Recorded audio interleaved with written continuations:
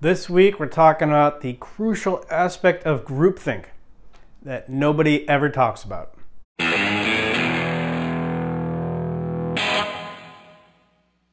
Yep, there is a crucial aspect of groupthink that nobody's really talking about. I was doing some rummaging on the internet this week, and whatever article I came across, whatever video I came across, nobody was talking about this one crucial aspect of groupthink. And I think it may have something to do, it may have something to do with the idea that sociology is a bogus field. First though, what even is groupthink? It is when you censor a part of yourself. It is when you repress a part of yourself to get along with the group. Your mind, your values, your judgments are sacrificed for the mind, values, and judgments of a group. Usually when we think of groupthink, it's a political term, right, derived from 1984. So we think of politics and religion maybe to some degree. Well, I mean, politics is the new religion, so that makes sense. But also we can succumb to groupthink whenever there's two or more people present. So companies have groupthink problems. Families have groupthink problems. But why would we want to be part of the group in the first place? Is because it feels good. It feels comfortable to be part of a group. It is an anti-anxiety medication, simply being around other people. And you can harness that for good to go to group therapy, what I talked about last week. And I would say part of what the therapist's job is when running a group, at least part of the job, is making sure the group doesn't succumb to groupthink. The therapist is sort of part of the group, but he's sort of not. I don't know. I'll write a book about it one day. But until then, one of the aspects or one of the jobs of the group therapist is two or more people, they naturally succumb to groupthink, or they will get to it. But when they do succumb to groupthink, it's the therapist's job to sort of kick them out of it. So you get the anti-anxiety medication of being around other people, of listening to other people be honest, looking at the unconscious of other people, and realizing that is really a part of you. But what are some symptoms of groupthink? Well, you censor yourself, right? To be part of a group, which feels good, but what's the cost of that if you're really sacrificing yourself to do that? Is you don't really have a belief in yourself. So when somebody brings up a point of disagreement with you, whether it's contrary to your political philosophy or religious philosophy, you maybe get angry. You may think that anybody who may disagree with you is just stupid. Your beliefs are obvious. I don't even have to tell you about my beliefs. I don't even have to justify my beliefs. It's obvious. If you don't get it, you're just an idiot. All signs of some sort of groupthink. But what all the articles and videos that I read and watched, what they didn't mention is groupthink. It comes down to validation. They treated groupthink like something that just happens naturally, but that's not really the case. And again, this may lead into some deeper philosophical issues with sociology. So I talk about zerosum a lot. And a lot of psychologists think, a lot of economists think that wealth, or our psychological wealth, our decision making combined with our emotional energy, there's some sort of zero-sum agreements that we can make with other people, but that's it, just zero sum. So if one person gets rich in economics, that necessarily means other people get poor.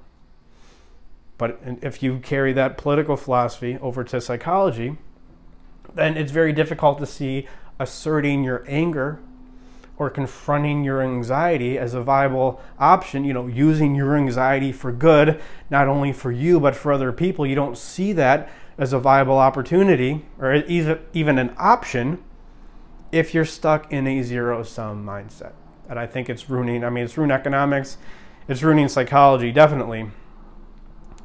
But there is some truth to zero-sum, and it comes with validation.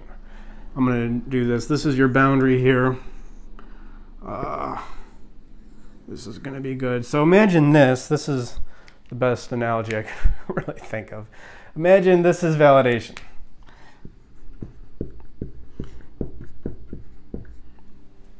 Here we have external validation. You're looking for validation outside of yourself. You have internal validation. You're validating yourself. And how do we do that? To review, you assert your anger. Well, first feel your anger. Look at your needs. Look at injustices out there. That's what causes the anger. Or what also causes anger is looking at your sadness, your stored up anger. I mean, you may have needs that have gone unmet for so long that you don't even see them as needs anymore. And then what happens? You go to a group, somebody else starts talking about it, and you go, oh yeah, I haven't had a girlfriend in 5 years. I really want to be making this much money. I'm barely subsisting on the money I have. I forgot that it was even an option. I can make double, triple, whatever the amount of money that I'm making now. What happens? You get angry, you get pissed, and then you validate yourself. This is what I mean by validation, by getting those needs met, by getting those injustices rectified, of course, at least not by hurting other people, but maybe you may need to help other people too. But with validation, there is a zero-sum game here.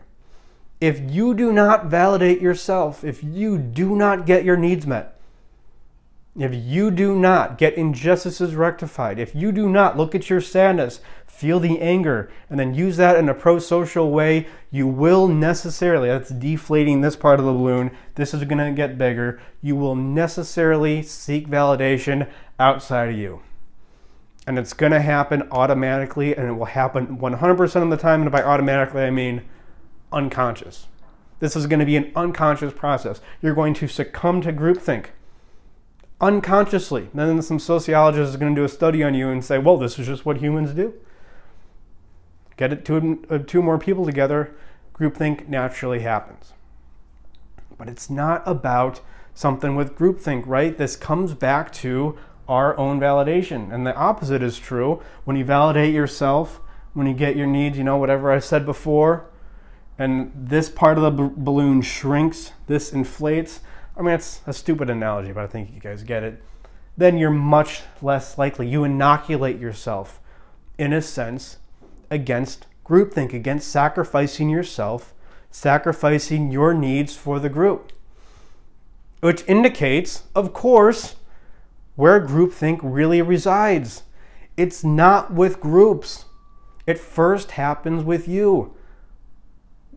How do you succumb to groupthink? Is you sacrifice yourself to be part of the group. You repress emotions, you repress your own thoughts and values to be part of a group. Well, guess what? Before you do that, you first need to practice.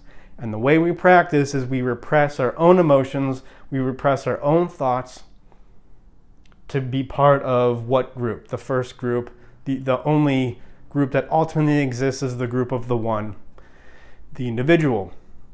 Go to a cognitive behavioral therapist. Oh, anxiety, that's wrong. Don't feel anxiety. Just have this thought. Now you're depressed. Does it really make sense to be depressed? Oh, you're drinking all the time. Well, you have a great life. That doesn't make any sense. What are you doing?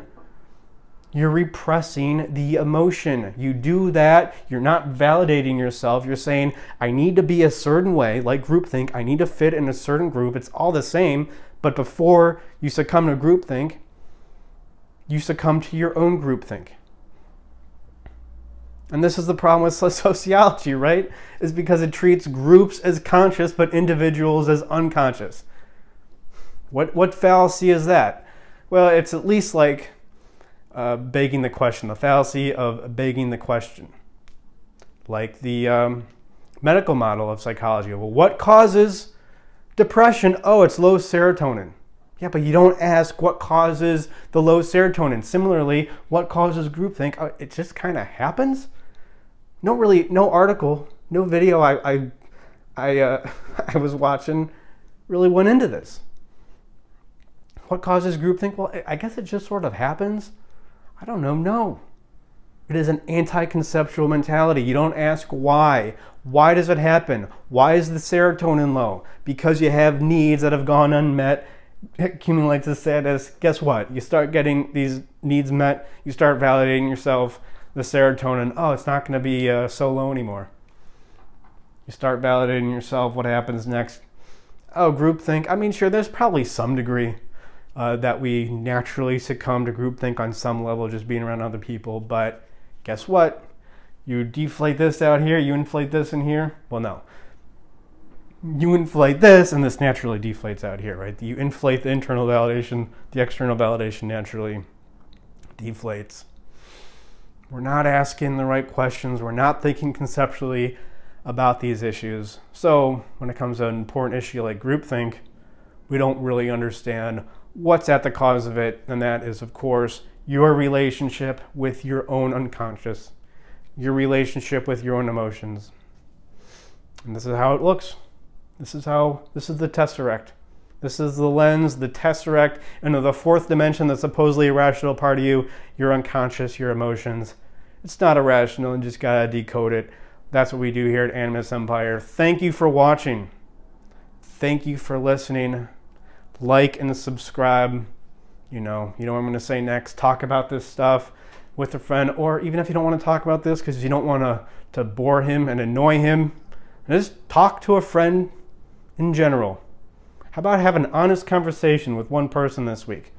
Let's take this balloon in here, this end of the balloon, inflate it, and what's going to happen here? It's going to deflate. And that's it. Thanks for watching. Again, like and subscribe. I've said it a second time.